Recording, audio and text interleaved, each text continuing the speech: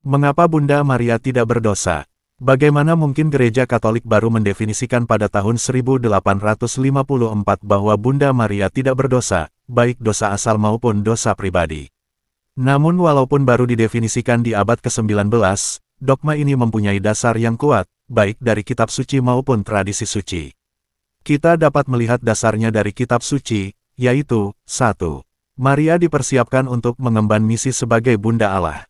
2. Maria adalah perempuan yang disebutkan dalam kitab Kejadian, di mana keturunannya akan mengalahkan ular, lihat Kejadian 3 ayat 15.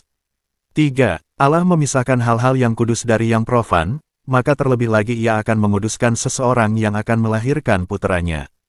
Sepanjang sejarah manusia, Tuhan dapat memilih banyak nabi, raja, maupun rasul, namun Tuhan hanya dapat memilih satu orang perempuan untuk menjadi bundanya.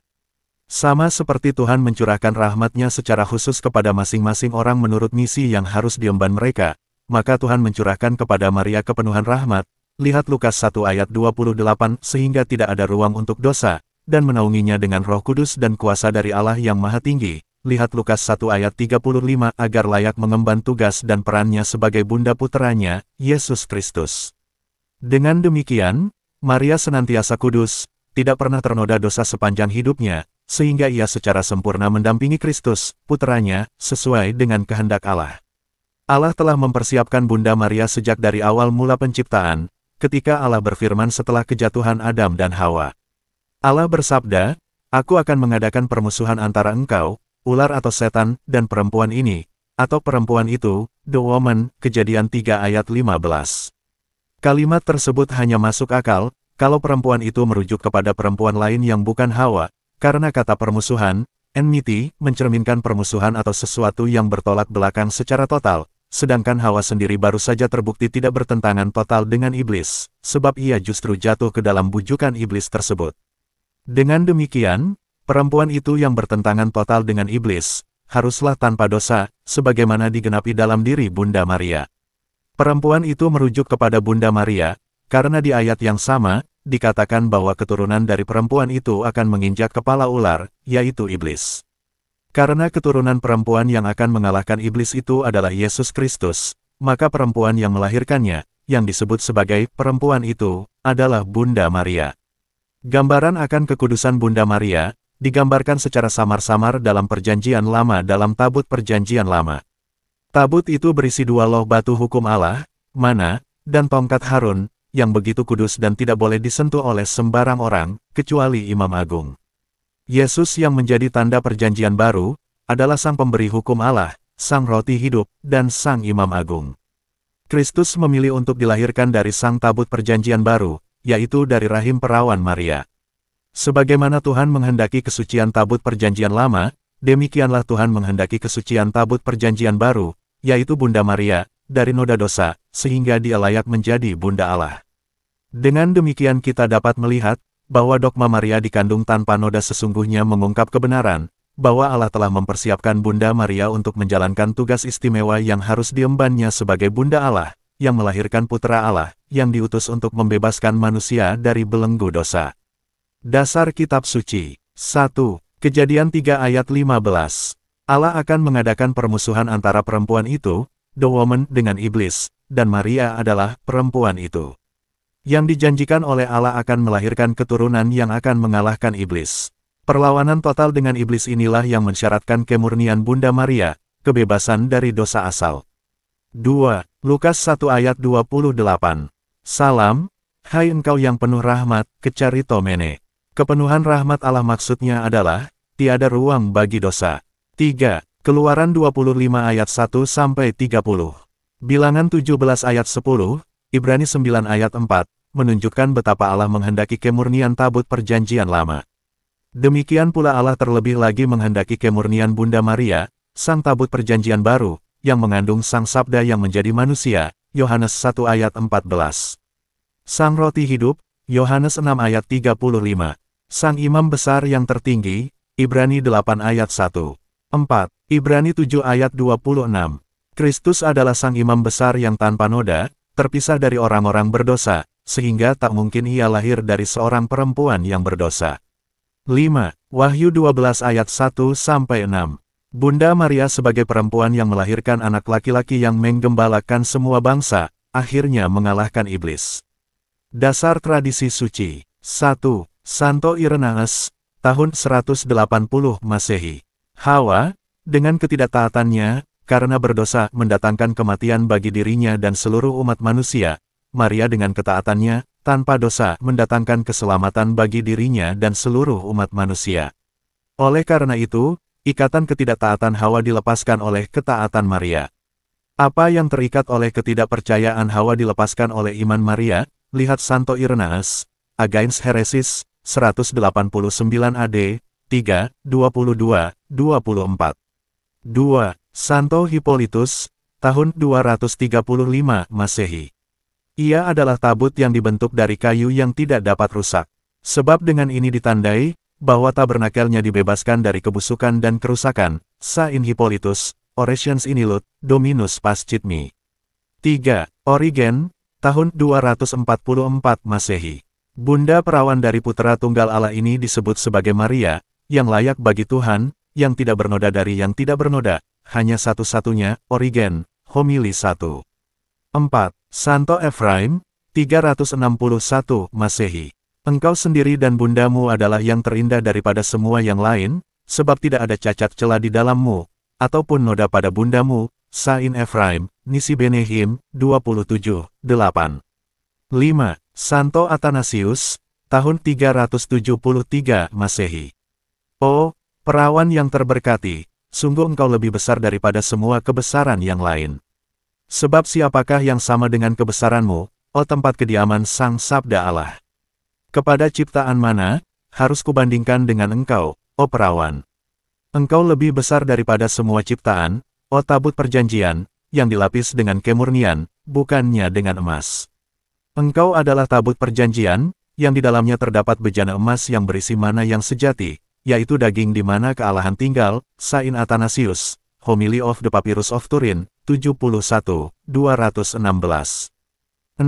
Santo Ambrosius, tahun 387 Masehi. Angkatlah tubuhku, yang telah jatuh di dalam Adam.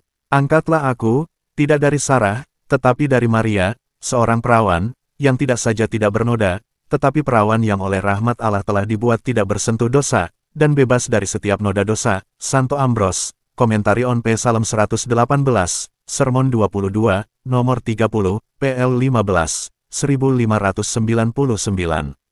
7. Santo Gregorius dari Nazianza, tahun 390 Masehi. Ia, Yesus dikandung oleh seorang perawan, yang terlebih dahulu telah dimurnikan oleh Roh Kudus di dalam jiwa dan tubuh, sebab seperti ia yang mengandung layak untuk menerima penghormatan, maka pentinglah bahwa ia yang perawan layak menerima penghormatan yang lebih besar. Santo Gregorius, Sermon 38. 8. Santo Agustinus, tahun 415 Masehi. Kita harus menerima bahwa perawan Maria yang suci, yang tentangnya saya tidak akan mempertanyakan sesuatu pun ketika kita membicarakan tentang dosa, demi hormat kita kepada Tuhan, sebab dari dia kita mengetahui betapa berlimpahnya rahmat untuk mengalahkan dosa di dalam segala hal telah diberikan kepadanya, yang telah berjasa untuk mengandung dan melahirkan dia yang sudah pasti tidak berdosa. Saint Augustine, Nature and Grace, 36, 42. 9. Theodotus, tahun 446 Masehi. Seorang perawan, yang tak berdosa, tak benoda, bebas dari cacat celah, tidak tersentuh, tidak tercemar, kudus dalam jiwa dan tubuh, seperti setangkai lili yang berkembang di antara semak duri. Theodotus, Homili 6, 11. 10. Proklus dari Konstantinopel, tahun 446 Masehi. Seperti ia, Yesus membentuknya, Maria tanpa noda dari dirinya sendiri, maka ia dilahirkan daripadanya tanpa meninggalkan noda. Proclus, Homili 1. 11. Santo Severus, tahun 538 Masehi. Ia, Maria sama seperti kita, meskipun ia murni dari segala noda, dan ia tanpa noda. Saint Severus, Hom, Cathedralis, 67, Po 8, 350. 12. Santo Germanus dari Konstantinopel, tahun 733 Masehi. Mengajarkan tentang Maria sebagai yang benar-benar terpilih, dan di atas semua, milampaui di atas semua dalam hal kebesaran dan kemurnian kebajikan ilahi, tidak tercemar dengan dosa apapun. Germanus dari Konstantinopel, Maraci in S. Germani Mariali. Dasar Magisterium Gereja. 1. Paus Pius IX, tanggal 8 Desember tahun 1854 dalam Konstitusi Apostolik, Ineffabilis Deus, mengajarkan dogma perawan Maria dikandung tanpa noda, sebagai berikut. Dengan inspirasi Roh Kudus, untuk kemuliaan Allah Tritunggal, untuk penghormatan kepada Bunda Perawan Maria, untuk meninggikan iman Katolik dan kelanjutan agama Katolik, dengan kuasa dari Yesus Kristus Tuhan kita, dan Rasul Petrus dan Paulus, dan dengan kuasa kami sendiri, kami menyatakan, mengumumkan, dan mendefinisikan, bahwa doktrin yang mengajarkan bahwa Bunda Maria yang terberkati, seketika pada saat pertama ia terbentuk sebagai janin, oleh rahmat yang istimewa dan satu-satunya yang diberikan oleh Tuhan yang Maha Besar, oleh karena jasa-jasa Kristus penyelamat manusia, dibebaskan dari semua noda dosa asal, adalah doktrin yang dinyatakan oleh Tuhan, dan karenanya harus diimani dengan teguh dan terus-menerus oleh semua umat beriman. 2. Konsili Vatikan II, dalam Konstitusi tentang Gereja, Lumen Gentium, LG. Santo Irenaeus, dengan taat, Maria menyebabkan keselamatan bagi dirinya maupun bagi segenap umat manusia. Maka, para bapa zaman kuno, menyatakan bersama Irenaeus, ikatan yang disebabkan oleh ketidaktaatan Hawa telah diuraikan karena ketaatan Maria. Apa yang diikat oleh perawan Hawa karena ia tidak percaya, telah dilepaskan oleh perawan Maria karena imannya. Sambil membandingkannya dengan Hawa, mereka menyebut Maria, bunda mereka yang hidup.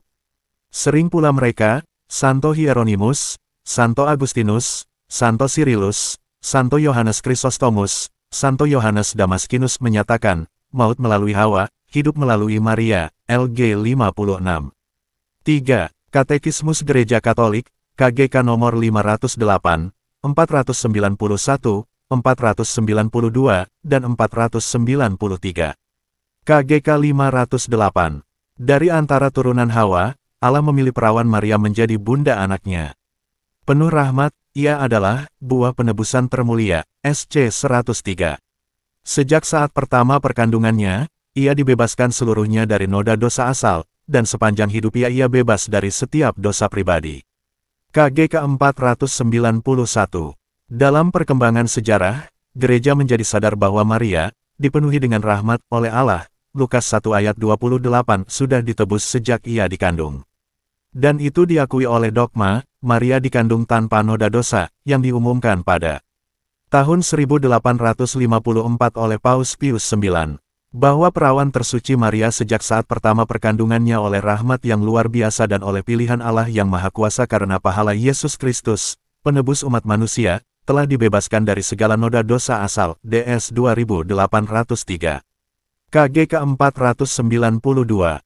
Bahwa Maria, sejak saat pertama ia dikandung, dikaruniai cahaya kekudusan yang istimewa, wajah sedih LG 56, hanya terjadi berkat jasa Kristus. Karena pahala putranya, ia ditebus secara lebih unggul, LG 53. Lebih dari pribadi tercipta yang manapun Bapa, memberkati dia dengan segala berkat rohnya oleh persekutuan dengan Kristus di dalam surga, Efesus 1 ayat 3. Allah telah memilih dia sebelum dunia dijadikan, supaya ia kudus dan tidak bercacat di hadapannya, bandingkan Efesus 1 ayat 4. KGK 493. Bapa-bapa Gereja Timur menamakan Bunda Allah, yang suci sempurna, Panhagia, mereka memuji dia sebagai yang bersih dari segala noda dosa, seolah-olah dibentuk oleh Roh Kudus dan dijadikan makhluk baru, LG 56. Karena rahmat Allah, Maria bebas dari setiap dosa pribadi selama hidupnya.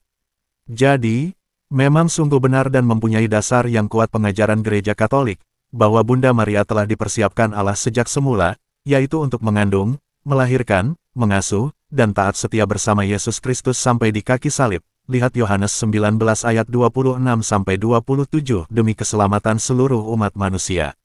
Sehingga Allah membebaskan Bunda Maria dari segala noda dosa, baik dosa asal maupun pribadi, dari sejak di dalam kandungan, Maria Immaculata Conception.